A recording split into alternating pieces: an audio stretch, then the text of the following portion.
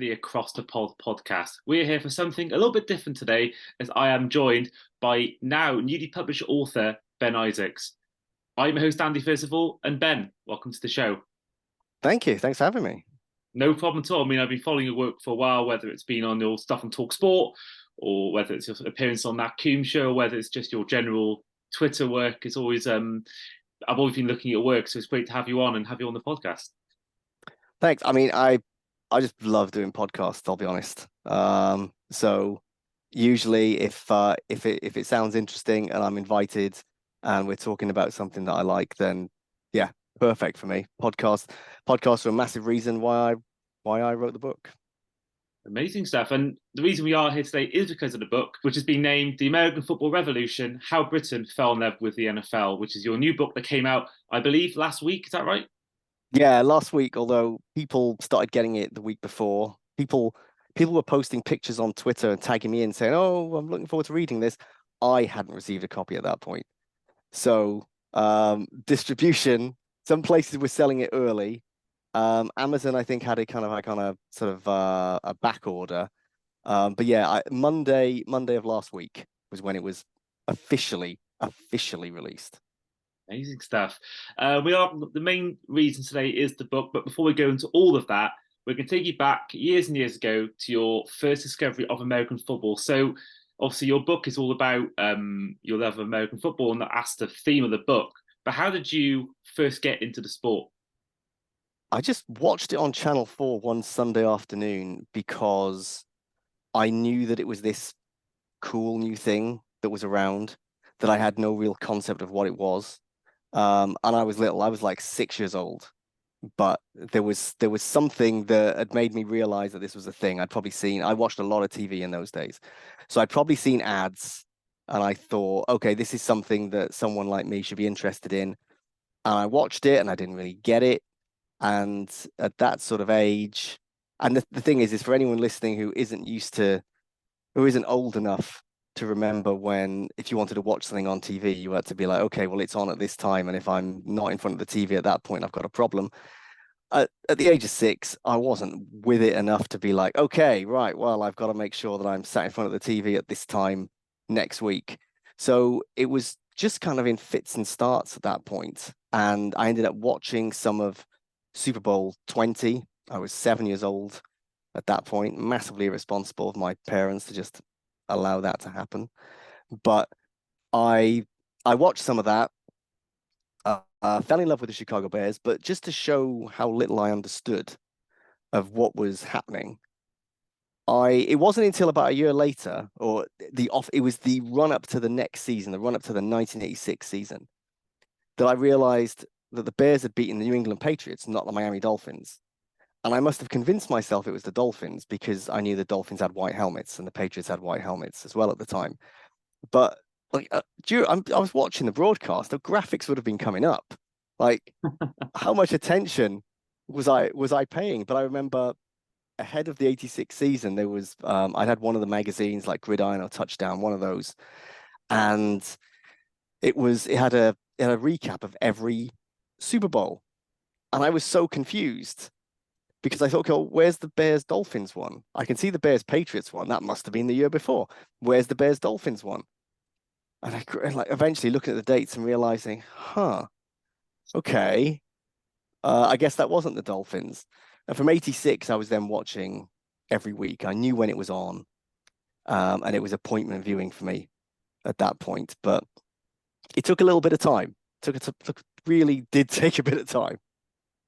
And then, of course, you are well known as well, not just for your American football coverage, but or the NFL coverage, but your college knowledge as well, which is your main sort of thing you bring to the Nat Coombe show. So obviously you get into the sport in 85, 86, you start watching that. How does it then go from just watching the NFL to then going on to watching college football as well? So that kind of started with First Down, which was a weekly newspaper that launched, I think, in '86 and went through into the kind of 2000s. And they would have pages of college football in the back. And I enjoyed reading about college football because it was like a kind of parallel universe. There was no way to watch it, but it were these different uniforms, these different helmets, The University of Miami were really big at that point. Vinny Testaverde was all set to be the first pick in the 87 draft. So there was so much about him. I became interested in the idea that, the players that they were talking about on particular college teams would then get in the NFL. But my interest was basically just kind of reading about it and reading about the draft really until the 2000s and the launch of NASN, North American Sports Network, which later became ESPN America. But it was the first time that we had regular live college football on TV. And just the more football, the better, basically. And I enjoyed. I mean, a college football. Anyone who's been to a college football game knows that it's a more fun in-person experience than going to an NFL game. So that really came across, I felt, in the broadcasts. I was playing the NCAA football games on the PlayStation and Xbox back in the kind of early 2000s, and they had one bit to kind of simulate the home field advantage in that. So, like I say, college stadiums are much noisier than NFL stadiums, where people are, much more polite. So in those older games, you'd be able to kind of hype up the home crowd, and the screen would start shaking, and it made it more difficult for the opposing team to kind of call their plays. And it happened the other way. If you were on the road against a rival, the screen was going everywhere, and it was a fun little gimmick, but helped kind of emphasize to me the difference between the two games, and just kept watching more, listening to more podcasts, and eventually I realized that I knew quite a bit, not just about the players, but about the general college football culture, and realizing that people were taking more of an interest. So once I was watching a lot, reading what I could, and people knew that I knew what I was talking about, then people wanted to book me to talk college football as well. I'm just hoping I get to watch some this year, I'll be honest, because it's not looking great, the college football coverage in the UK right now. Pretty disastrous. Yeah, that's what I was going to ask about because we've seen the NFL UK community really grow, and it's come a point now where it's become one of the most popular sports arguably in the country. I think it'll never be never beat our football. Probably won't be as popular as maybe cricket or golf, but I think certainly it's really growing in terms of popularity in this country. But why do you think that the college game quite hasn't taken off in the UK as much as the pro level? Well, the play, if you're looking at it from a like quite a clinical point of view, NFL games are better than college football games. I think only people who are really into the NFL will also be into college. And that's not to say that people who are really into the NFL but don't like college, that like, oh, you can't be a real NFL fan. I think it's just for certain people, they just want more. It's a side dish, I think, for most people. It's really woven into the fabric of America. It's so college football was always so regional, and certain parts of the world it wasn't a big deal. As by certain parts of the world, certain parts of America it was not a big deal, and in certain parts it was much bigger than the NFL, and still is much bigger than the NFL. And it's difficult for that to translate to the UK. And we can now access a lot of NFL coverage. So if somebody spends like 15 hours a week watching NFL games, I'm talking about like Sunday, the prime time games, catching up on games. It's easy to do 15 hours a week. And if you're doing 15 hours a week of the NFL, I don't blame you if you feel like, well, you don't have time for college. But college football is fantastic. And it is more for those people who they just want that extra bit more, or they're draft nerds and they like to be able to know what's going on ahead of the draft rather than just like, all right, okay, here's a bunch of random names. And obviously there's now an annual game in Dublin, which is fantastic. I've had people ask me like, well, could this happen in the UK? My answer is always no. And the reason for that is because the Irish Tourist Board and Aer Lingus put that match on in Dublin to bring American tourists into Ireland and to promote Ireland as a tourist destination. And the NFL games in the UK are not like that. They are to promote the NFL. It's to grow the game in the UK. The college football games in Ireland, which I love, they are not to grow the game of college football. Like, the most recent game, Notre Dame Navy, it was difficult for anyone outside America to get tickets. Notre Dame snapped up all of those. So I think there's a lot of reasons that college football hasn't been that big. I think it's been at a pretty good level recently. People really enjoy talking about it, and it's a thing to watch on the Saturdays. But with the closure of ESPN Player, which was sudden, and I've got contacts at ESPN UK, and they were absolutely devastated that the rug was pulled from under them. And of course, TNT Sports rather than BT Sports now. Warner Brothers Discovery are not going to license content from Disney, the owner of ESPN. So that means all of that ESPN coverage is gone from what was BT Sports.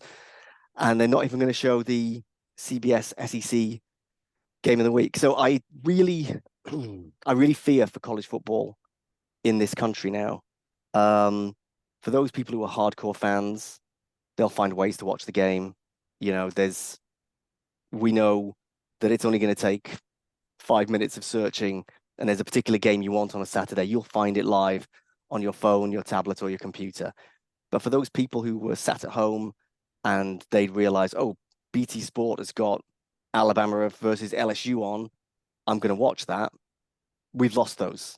Like, those people are not going to go searching for it on a Saturday night. It was put in front of them. They enjoyed it, but most of those people had not got to the point where they were like, okay, well, I've got to seek out this game. And it's sad. I'm hoping it can change. I know that ESPN would love to license that content to somebody else. I don't know who that would be. Viaplay is closing down. DAZN has probably got its hands full with the NFL. So who knows what's going to happen? I'm sad, Andy. I'm sad. I can imagine. I mean, it's even I always check the Gators result. I've been to the College Hall of Fame in Atlanta, and I do have an interest. But I think what you're saying about the whole 15-hour thing, I think that's my reason why I don't watch it regularly, is because I'm watching so much on the Sunday already, plus Premier League on top of that, plus seeing friends. It's just hard to watch all of it and consume all of it. So I think it's There's only so many hours in the day, right? yeah, And exactly. like, we've got, the phrase content guilt. We've all got subscriptions to so many different services, and we can barely scratch the surface of those. And we can start to feel a bit stressed that, like, oh, should I be doing more with this subscription? Should I be listening to more new music on Spotify? Should I be reading more magazines on Readly? Are there shows on Netflix that I should be on, etc., etc.? So we can't. We've always got more choice than we can ever fit in. So I can understand why college football falls down the pecking order if you're a big NFL fan, because you're probably watching a lot anyway. Yeah, exactly that. But although I say that, I'm actually going to be, hopefully, fingers crossed, going to a college game at Ohio State in November, because I'm going to be in Cleveland anyway. So I'm going to find a way, and I think they're playing on the Saturday before the Browns game I'm going to. So I'm hoping that I'll be able to go to, because that stadium just looks incredible. I mean, Oh, 100,000 people, something like that. It just looks, seeing it on yeah. TV, it just looks absolutely fantastic. And I've always made my mission one day to go to an Ohio State game. Even though I'm a Gators fan, I always make it my mission to at least go to one game in my lifetime that involves Ohio State at home. Oh, I'm envious, because that will be, I don't care who they're playing, that'll be an incredible experience. Such an amazing stadium. I was at Virginia Tech hosted Ohio State on a Labor Day Monday. So it would be, I can't remember what year it was, but they basically put a Monday night football game on for college football the week before the NFL season starts. So week one of the college season. And Ohio State had lost to Virginia Tech the year before, but had won the national championship. So then week one, going into Lane Stadium at night, it was an amazing, I mean, the atmosphere at Lane Stadium for Virginia Tech is one of the best in college football anyway. They come out to enter Sandman and the place just goes absolutely nuts. But to have that experience with a big team coming in, I mean, once anybody goes to a college football game, they they see what it can be like. And I love NFL games. I love going to NFL games in the UK and in the US. But college football games are just next level in terms of the atmosphere in the stadium. Yeah, I'm looking forward to seeing that. That's one of the things that you certainly got when I went to the Hall of Fame in Atlanta. That's one thing you got. They show you a little, it's like a little cinema room where I don't know whether you've been to yourself, but it's a little cinema room where you get to watch like basically like a 10-minute hype video around college football, showing you the tailgate and the atmosphere and like the actual thing like vibrates and shakes whenever there's a big tackle shown on the big screen. And I just got from that, as well as people I know that have been to games, just how good it is. And I believe they're playing Michigan State, I think that day. I think the game is, so that should be quite a good day out. But of course, we are here to talk about the book. So, of course, I mentioned before the title of the book is The American Football Revolution: How Britain Fell in Love with the NFL. I'm just going to read out the quick description from Amazon about what the book's about. So, this book is a remarkable story of how the USA's biggest sport converted a skeptical soccer mad nation. In 1982, an esoteric new TV channel started beaming NFL highlights into British homes and building up a small but devoted audience. Just as hooliganism was fuming people off the UK's national game, a year later, the Global Cup saw the Vikings and Cardinals play a flop pre-season game at Wembley. Now, 40 years later, the UK is the NFL's second home. The marketing muscle of the league played a part, but it's the fans staying up late to watch on TV, creating their own content, and booking holidays to the States to coincide with big games that have made a sport a hit. From the man who sold his home so he could tour the NFL's tailgate parties to one who turned his love of the sport into an all-consuming passion for fantasy football, these are the stories of the fans who transformed the NFL from a curiosity to a mainstay in the British sporting landscape. I mean, it just sounds absolutely fantastic. I know Chris Milner's had a read of it and he's told me how good it is. But for you, Ben, what gave you the inspiration to write this book? The way that the NFL has grown so much in the UK, and hearing people talk about everything from kind of UK players making it in the NFL to all the fantastic TV coverage we have now, to Game Pass, to the international series. And the thing is, these are all well and good, but they're nothing if the fans aren't watching, if they're not buying the subscriptions, if they're not buying the tickets. And if you watch a game on a Sunday and you're just a casual fan, you might not think about the sport until the following Sunday, but that's not how most people are. And the UK community has really, especially since the dawn of the internet, the way that people came together back before then was different. There were fan clubs and all sorts of things like that. But the way that in the more modern age, the way that people have come together, creating podcasts, creating blogs, creating networks among themselves, is a massive reason why the sport just gets bigger each year. Like there should have been dips at some point, but there haven't. It just keeps going up. And it's so much of it is word of mouth. Because I don't think the average person who doesn't have an interest in the NFL is going to watch an NFL game just because it's on after a Premier League match on Sky. Just because they say, oh, we've got Broncos Jets coming up after this Liverpool Man City match. Oh, well, I feel obliged to watch that. Said no one ever. Like it's everything that the fans have done, and the fans just never seem to get enough credit. And I don't know if it's like a British thing where people don't want to kind of toot their own horn.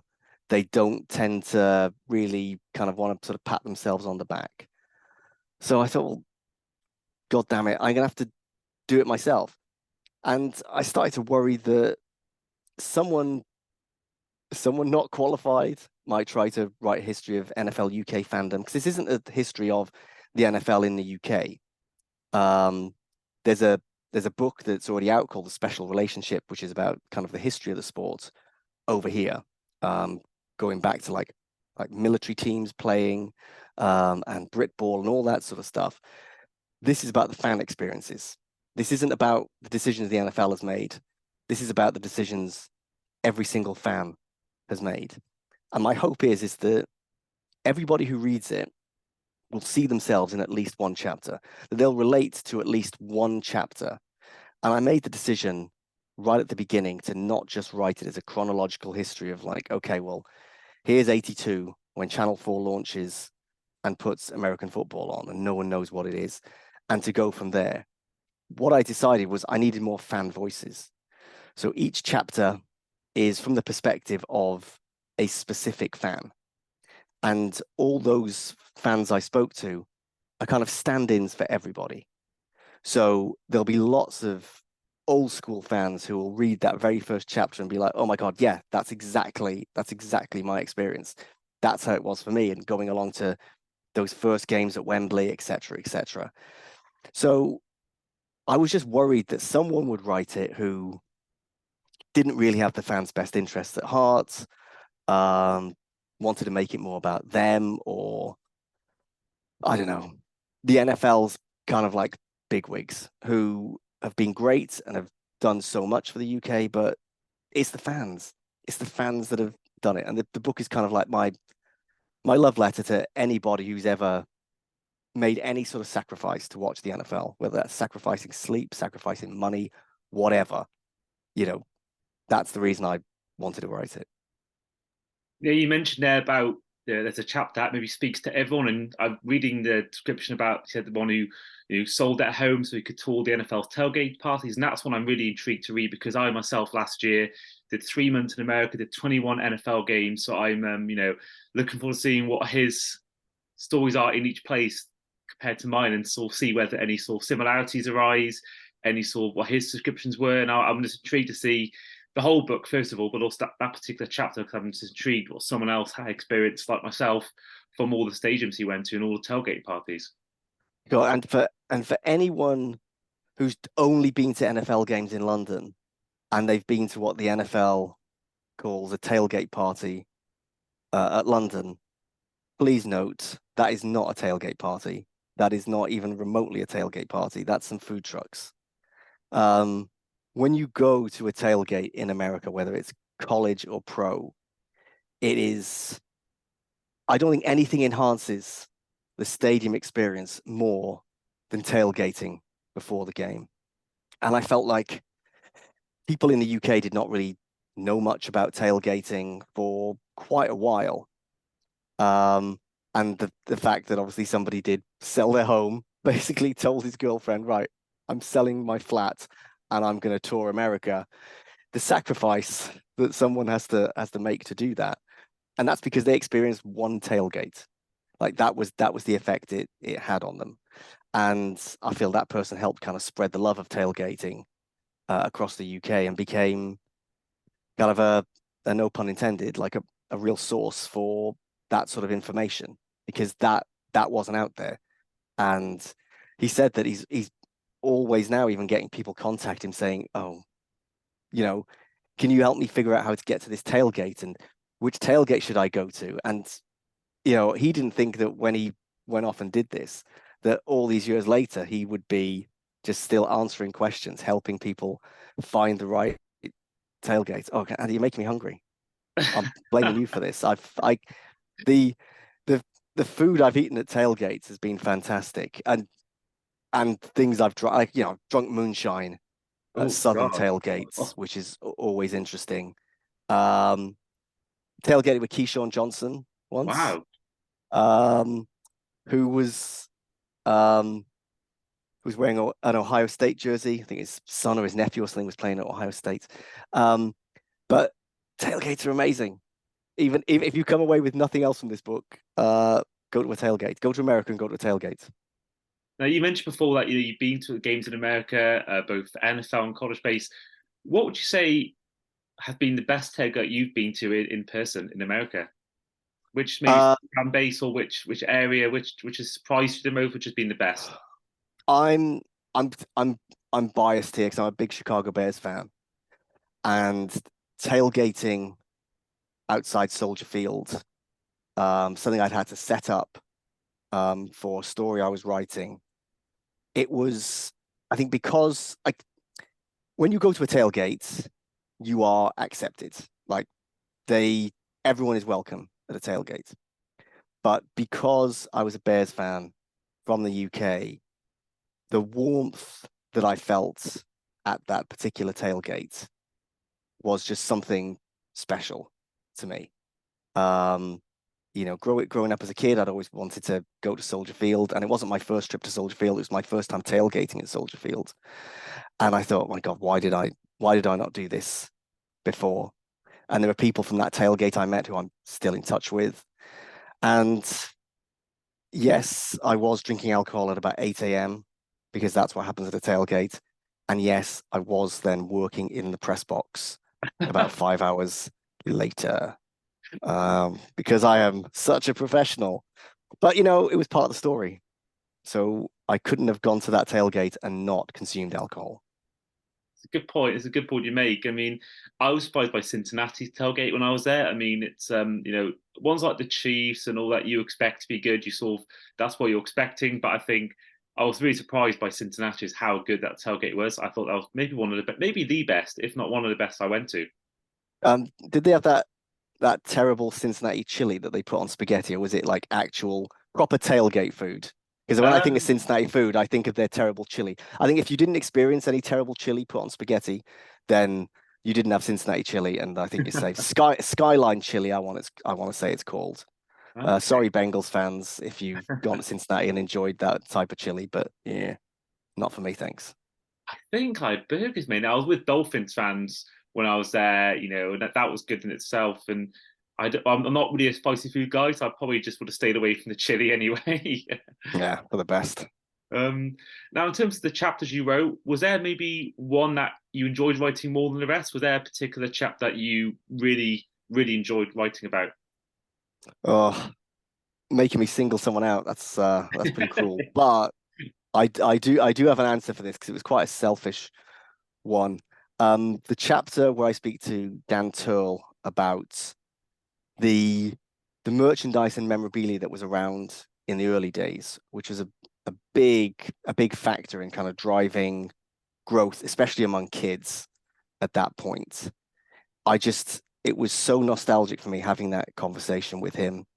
And also, he was, out of everyone I spoke to, he was the most useful to me because he's got an encyclopedic knowledge of that era, say 82 to 92. In fact, he's got a Twitter account just dedicated to stuff from the UK, from American football within those 10 years. So there were so many things I was able to say, okay, well, look, am I right in saying this was a thing?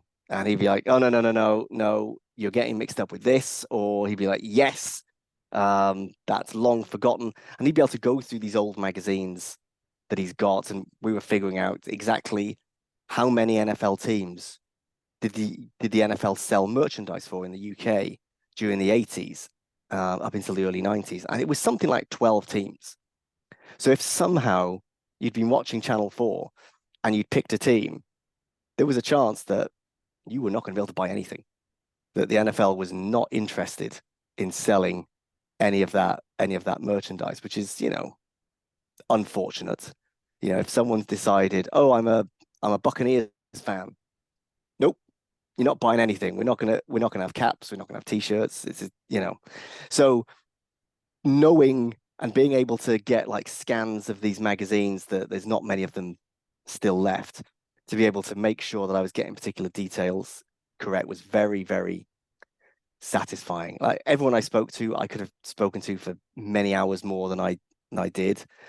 But Dan Turl's the only one who I've had to go back to while doing other chapters so I can check certain details with him because he's just got it all in the vault and he's got every magazine that I could ever need to access. That is fantastic. I mean, like any author, like any sort of thing in life, some things go wrong in life, whether that's at the moment people getting flights to certain countries or, anything like that. So did you encounter when writing this book any issues or any sort of potential banana skins that could have really affected the writing process? Um, Certain people were more difficult to pin down and find time with. So I didn't ever plan to kind of just write it in the order that it's in the book. It was a matter of finding the particular person and being able to speak to them. And once I'd done the interview with that person, I wouldn't interview anybody else until I'd finished writing that person's chapter. I would live in that chapter. It was an important part of my process to not be going back and forth. I wanted to be in that era, in that person's life for the duration of that chapter. And certain people, it was just hard to make our time sync up. So there's somebody who was in a very different time zone, and the other person, just because he's so busy, was Nat Coombs, and I think that was the last chapter that I did. That chapter was actually written in 2023. Everything else was written in 2022. So that was the final one. I want to say we did it kind of like right at the start of January, so that I could meet my deadline. But that was it, because everyone was so eager to be involved. Um, Finding a publisher was much easier than I expected. I wanted to go with Pitch because they're the biggest independent sports publisher in the UK. They've published a couple of other NFL related books, and I thought, okay, well, I'm gonna submit the idea to them, and even if they say no, then I'll hopefully get some good feedback for whoever my second choice is going to be. But by the end of the day, I'd signed a contract, and we were ready to roll. So it's all been surprisingly smooth. The process of writing it and getting it out was surprisingly smooth. I just hope that getting it in people's hands and people enjoying it, hopefully that's as straightforward as the rest of it was. And so, how long did it take you roughly to make from start to finish? How long would you say the process was in months or years? It was, I think, 13 months, Okay. and it was a pretty steady process. There were certain points where for weeks I didn't do anything on the book because I there was a particular interview that I was waiting to do, and that I was focusing on that one. And it was only kind of at the end where I was starting to get worried about, oh, am I gonna hit the deadline?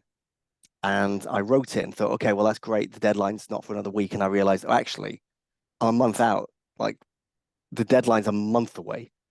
So yeah, 13 months. And it was pretty easy doing it in 13 months. I could have done it. I could have done it in a shorter period of time, but the plan was always to release it in August 2023, no matter when it was finished.